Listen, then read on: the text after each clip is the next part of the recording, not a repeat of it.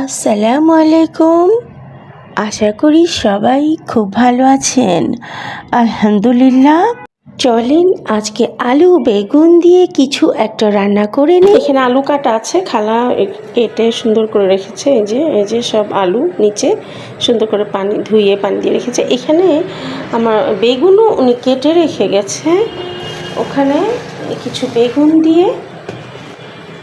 বেগুন কেটে রেখে গেছে উনি।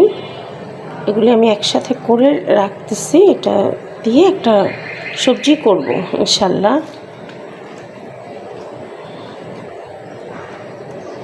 একটা আলু বেগুন দিয়ে একটু কাঁঠালের বিচি আমার রান্না করা আছে চড়ি শুটকি দিয়ে, সেটা ইউজ করব এখানে দিয়ে একটা সবজি করে নিব। আমি এটাতে বসিয়ে দিব আমার সেই আলু বেগুনটা। সরি, পানি তো পড়ে গেল। আচ্ছা, অল্প পানি যেটা লাগবে এটা আলু বেগুনটা এখানে দিয়ে দিলাম।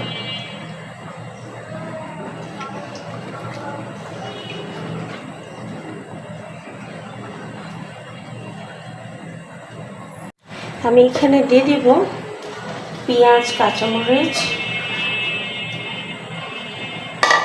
আর অল্প তেল, যেহেতু আমার ওই কাঁঠালের বিচিটা রেডি করাই আছে, রান্না করাই আছে, আমি ওটা এখানে মেশাবো। দিয়ে দিব আন্দাজ মতো লবণ। বেশি লবণ দিব না, যেহেতু আমার কাঁঠালের বিচিতে সব রেডি আছে। আন্দাজ মতো লবণ দিয়ে দিলাম। ব্যাস, এখন এটাকে একটু ভালো করে নেড়ে চেড়ে বসায় রাখবো।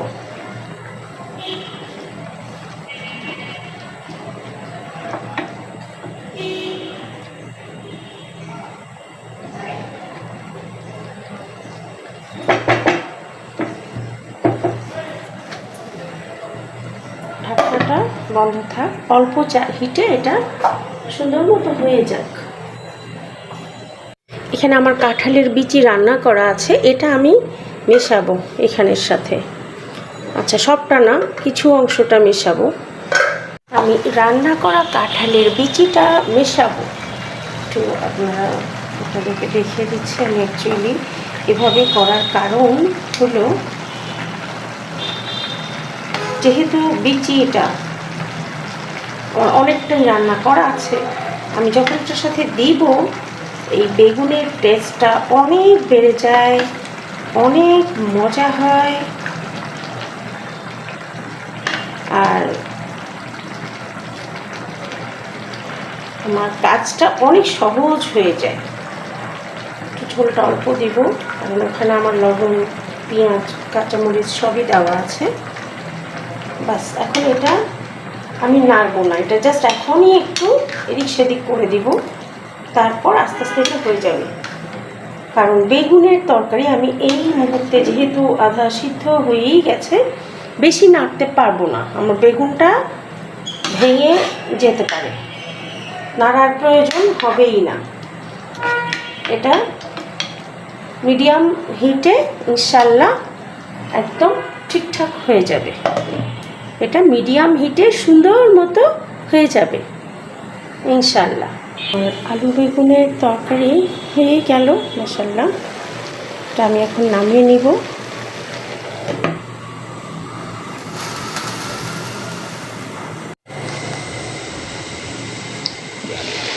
হয়ে গেল আমার আলু বেগুন। একটু দেখি, আশা করি সবাই খুব ভালো থাকবেন ইনশাল্লাহ। আমাদের জন্য দোয়া করবেন, আমরা সবাই সবার জন্য দোয়া করব। আল্লাহ হাফেজ। একটু দেখি, বাস আমি নামিয়ে নিব।